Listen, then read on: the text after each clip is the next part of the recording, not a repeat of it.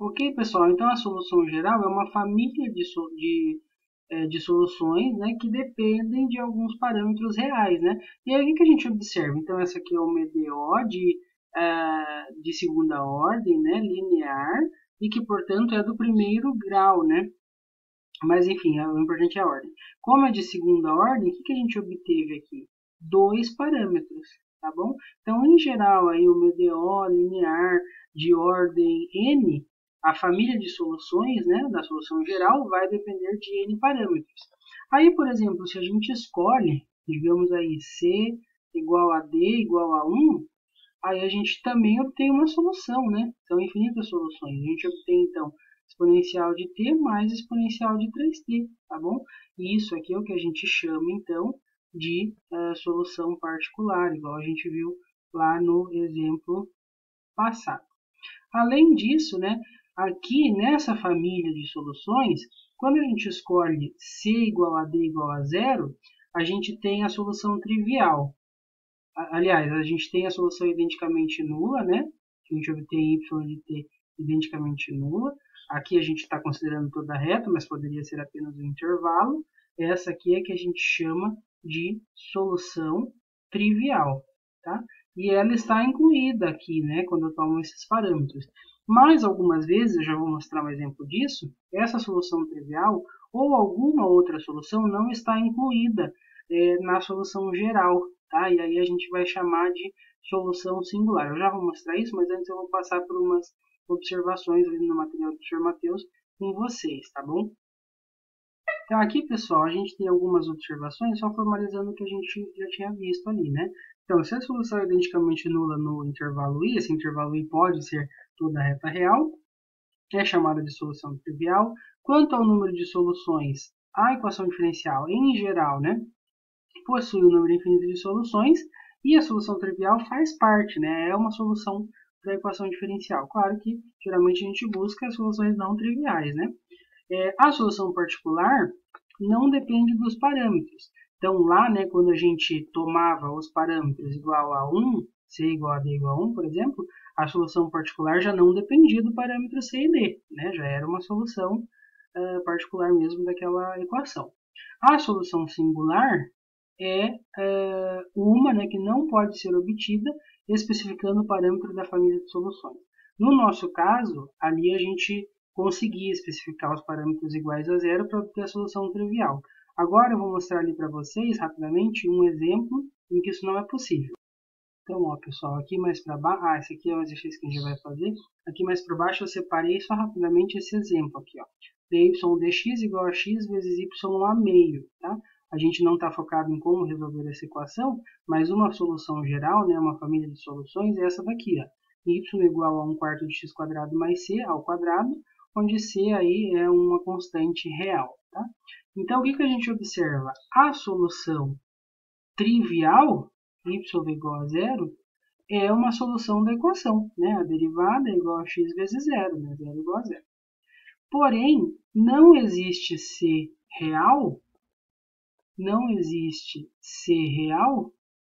que retorne aqui na nossa família a solução trivial, tá bom? Para todo C real, essa solução aqui é diferente de zero. Então, aqui sim é que a gente chama de solução, a solução trivial, nesse caso, será uma solução singular, porque ela não pode ser obtida por nenhum parâmetro na família de soluções, tá bom? Na solução geral. Então, isso aqui é uma solução singular. E aí, indo em frente, então, a gente tem essa última aqui, que é só a definição de solução geral completa, né? Se toda a solução da equação ali diferencial, né, que depende aí de x e das derivadas até a ordem enésima da função y, se toda a solução, né, pode ser obtida no intervalo i, que pode ser a reta real, através dessa família que depende de n parâmetros, tá? Então, ordem n parâmetros, por uma escolha de cada parâmetro. Então, a gente diz que essa é uma família, essa é a solução geral completa. Aqui tem um comentário, né, uma ressalva sobre isso, né? Tem pessoas que definem a solução geral como sendo uma família de soluções a n parâmetros, que não necessariamente inclui todas as soluções, né? Nomeadamente as soluções singulares, outras pessoas já definem, né, como sendo só no caso de incluir todas as soluções, né? Por exemplo, a nossa equação diferencial que a gente lidou ali em cima, né? Y duas linhas, menos 4y mais 3 igual a zero. Aquilo ali seria a solução geral. Já no segundo exemplo, onde a gente tem a solução singular como sendo a solução trivial como sendo a solução singular, né? Já não seria, né? Digamos assim. Mas aqui para a gente vai ser, tá? Uma solução geral ou completa vai ser uma família de soluções a n parâmetros da nossa equação diferencial de ordem n, tá bom? E, eventualmente a gente pode ter as soluções singulares. Pessoal, eu vou tentar ser conciso para a gente não passar de 1 hora de videoaula, tá? Então, eu vou só passar aqui esse conteúdo, que é a diferença entre problema de valor inicial e problema de valor de contorno. Tem aqui toda uma discussão, vocês podem ler com mais detalhe, eu vou disponibilizar esse material do Sr. Matheus também lá na nossa sala virtual, tá? Tem toda uma gama aí de problemas, esses problemas de Stern-Liouville, que eu acho que a gente até tinha na ementa, não sei se a gente vai conseguir ver, mas que são problemas de valores de contorno, tá? E aí só para entender qual que é a diferença entre os de contorno e os iniciais. Os iniciais, basicamente, a gente dá condições iniciais, ou seja, condições em um determinado ponto, tá? O valor e as suas subsequentes derivadas, né, assumem um determinado valor num instante t0. Os problemas de contorno, a gente vai dar as condições para a fronteira do nosso domínio, tá? Então, eu vou escrever aqui. Então, recorde aqui, né, no nosso problema, na nossa motivação, que a gente encontrou uma equação diferencial de segunda ordem, né, e a gente tinha duas condições iniciais, que era a função y e a sua derivada, satisfazendo determinados valores no instante zero, né, no instante t0. Em geral, a gente vai ter o seguinte, nós teremos então uma equação diferencial aí, digamos, né, de ordem n, né, que a gente tem a enésima derivada, e aí n condições iniciais. Então veja que de y até y, n menos 1ª derivada, nós temos n valores. E aí n, né, constantes, n valores fixos, que a solução tem que satisfazer. Então, em geral, a gente obtém a solução geral, substitui as condições iniciais e obtém a solução particular que satisfaz a equação e as condições iniciais. Tá? Esse aqui, então, é o que a gente chama de PVI. O que seria o PVC? O que seria o problema de valor de contorno? Observe que a condição inicial é sempre dada no mesmo ponto t0. Então, eu escolho um ponto t0 no nosso intervalo domínio, né, no domínio onde a gente está resolvendo a equação diferencial, solucionando a equação diferencial, e dou para esse instante t0 escolhido os valores, né? Considere aí, ó, que o nosso intervalo I do domínio seja um intervalo aí aberto ou fechado, digamos, né, AB, que a gente esteja resolvendo. O problema do valor do contorno seria solucionar a mesma equação diferencial, tá? N igual a zero, só que aí, em vez de eu dar as condições iniciais, eu dou as condições no valor de fronteira. Tá? Qual é a fronteira do intervalo? É A e B. Então, eu digo aí que a função y em A tem que ser igual a um alfa e a função y em B tem que ser igual a um beta.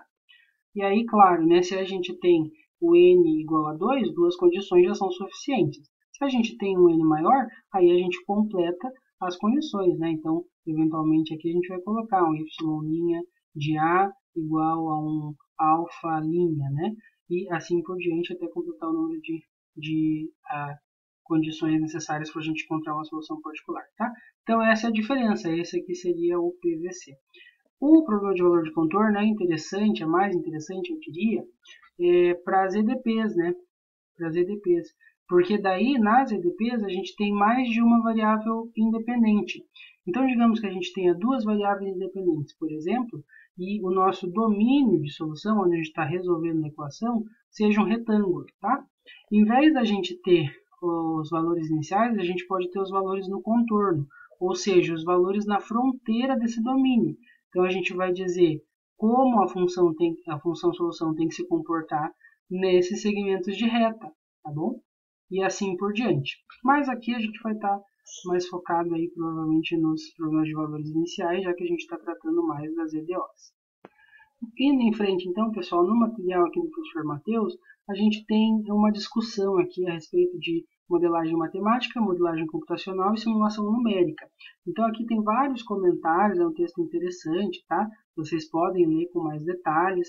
Aqui não vai ser tanto foco essa questão dos métodos numéricos, né? Métodos de solução das equações diferenciais, mas vale a pena a gente observar que como o nosso poder computacional, né, tem crescido, né, os métodos numéricos vêm dar soluções aí a sistemas de equações diferenciais ou a modelos matemáticos, né, bastante complexos aí que se aplicam a vários fenômenos, né? A gente também tem uma área, por exemplo, muito grande da biomatemática que trata de problemas da biologia através de modelos matemáticos e assim por diante, tá bom? E aí ele discute aqui como é feito esse trabalho, né? A questão das complexidades, das simulações, para verificar se o resultado do modelo é satisfatório, né? Então vocês podem dar uma olhada aqui nesse texto, eu achei um texto bastante interessante. Aqui a gente não vai dar esse foco, mas futuramente, né, quando houver aí esse curso também de métodos numéricos, quem tem interesse, aí usa aqui, esse aqui é bem conhecido, né, esse método das diferenças finitas, que tem a ver com a discretização, né, das equações diferenciais. Enfim, estão convidados aí à leitura dessa parte do material. E por fim chegamos então ao nosso último assunto, que são os campos de direções. Tá? Os campos de direções, então aqui como ele já afirma, serão muito úteis aí no estudo das soluções das EDs dessa forma aqui, ó. A gente tem a derivada do y em relação à variável independente igual a uma função dessa variável do y. A gente já vai ver exemplos, tá? Essa função também aí às vezes chamada de função taxa de variação. E aí, pessoal, a gente vai construir então esse campo de direções numa malha retangular com vários pontos. Claro que aqui a mão eu vou fazer só em alguns pontos, tá? E dado esse campo de direções, ele vai ajudar a gente a identificar as soluções dessa equação diferencial desse tipo aqui, tá bom? Que vão ser chamadas então as curvas integrais no campo de direções. Então, sempre que eu fixo um ponto no campo de direções, isso vai ser equivalente a fixar uma condição inicial. Tá? Fixada essa condição inicial, a gente tem uma solução particular, que vai gerar uma curva seguindo o campo de direções. Já vai ficar mais claro, só vou mostrar aqui para vocês. Aqui o professor Matheus utilizou o Maple, o software Maple para fazer os campos de direções. Eu acho que esse aqui tem uma versão, deve ter versões gratuitas, né? Eu vou usar um outro gadget no GeoGebra mesmo, feito até pelo Trevor Bazet, que a gente utiliza os vídeos dele nos nossos encontros síncronos, tá bom?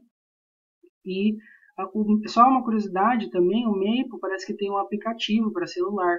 E você escreve a equação diferencial num papel, tira uma foto, ele faz a leitura daquela equação e já mostra a solução geral. É bem interessante, quem quiser buscar mais a respeito disso, talvez a gente veja. Em relação aos modelos, também eu esqueci de comentar, no encontro síncrono a gente vai ver um exemplo de modelo que eu achei bem interessante, do próprio Dr. Trevor Bazet. Então, só para vocês terem uma ideia de como fica o resultado dos campos de direções, são basicamente isso, né? O plano aqui no caso, e vários vetorizinhos aí apontando as diferentes direções ou taxas de variação, tá bom? E aí esse é o material da semana 1, então vamos lá construir esse nosso campo de direções. Então, para construir o nosso campo de direções, pessoal, eu vou usar um exemplo talvez mais simples aí. Não, tem mais simples ainda, né? De equações diferenciais. Então, eu vou usar a equação, tem que ser daquela forma, tá? Derivada de ordem 1, tá? Então, dy dx igual a uma função da variável independente e de y. Então, para construir o campo de direções. Então, a gente tem a variação da função y é igual a ela mesma, né? Uma EDO aí, linear, claro, de primeiro grau, né, por ser linear, e de primeira ordem. Então, a gente até já sabe, né, qual que é a função que a derivada é igual a ela mesma. Vai ser uma exponencial, né? Mas o enfoque aqui não é para já ver as soluções. Então a gente vai começar com uma malha de pontos. Vou colocar aqui para a gente. Coloquei aí então a nossa uma malha de pontos. Claro que no software, né, vai ser centenas de pontos, aqui a gente é mais limitado.